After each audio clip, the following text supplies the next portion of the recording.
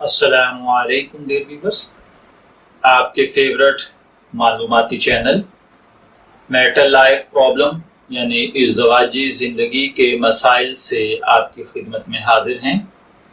गुज़िश्ता कुछ दिनों से हम प्रेगनेंसी के वक्त पेश आने वाले मसाइल पर बात कर रहे हैं। प्रेग्नेंट ख़वातीन के लिए बहुत बड़ा मसला मैदे या सीने में जलन या दर्द हुआ करता है। इसका क्या इलाज है, कैसे इससे छुटकारा पाया जा सकता है, ये क्यों होती है, आज हम इस पर डिटेल से बात करेंगे। मेरी बहनों, याद रखिए, तेजाबियत की वजह से बदहजमी और सीने की जलन एक वक्त में, इसके लिए आपको ये चाहिए कि अगर आप बार बार सीने की जलन या बदहजमी या तेजाबियत का शिकार हो जाती हैं और आप वक्तन फवक्तन इसकी वजह से ना कुछ खाने को दिल करता है और अगर खा लें तो कै और मतली की सिचुएशन बन जाती है और बार बार आपको यूं लगता है कि जैसे अब बस हो गई, अब इख्तिताम है, अब न जाने तबीयत पर क्या बनेगा, क्या गुजरेगी। तो इसके लिए देखिए, ऐसा कीजिए कि आप एक वक्त में भरपूर खाना खाने की बजाय थोड़ा खाना खाएं, बार बार पानी पिएं। तेजाबियत मारने वाली दवाओं से, खास तौर पर जिनमें कैल्शियम कार्बोनेट हो, इनसे फायदा हो सकता है।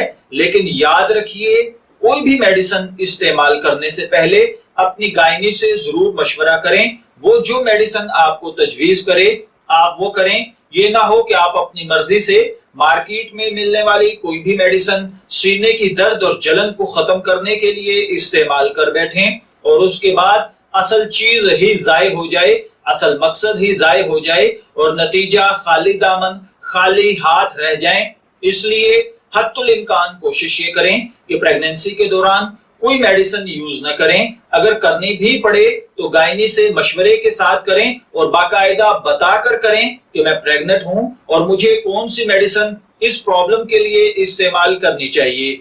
इसी तरह बाज़ों का सख्त किस्म की टॉफी या मिठाई चूसने से भी फायदा होता है। सीने और सर को तकियों और कंबलों के जरिए ऊंचा रखने की कोशिश करें।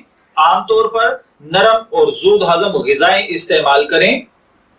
ज्यादा मेहनत वाले काम ना करें या वो चीजें खुद अपनी खुराक पे गौर करें जिनके खाने से आपको तेजाबियत, बदहजमी या जलन होती है या दर्द होती है, उनको खुद से तर्क कर दें और एक सेहतमंद खुशगवार मिजाज के साथ सेहतमंद खुशगवार जिंदगी गुजारने की कोशिश करें। ये आपके लिए भी और आने वाले मेहमान के लिए भी बहुत अच्छा साबित होगा।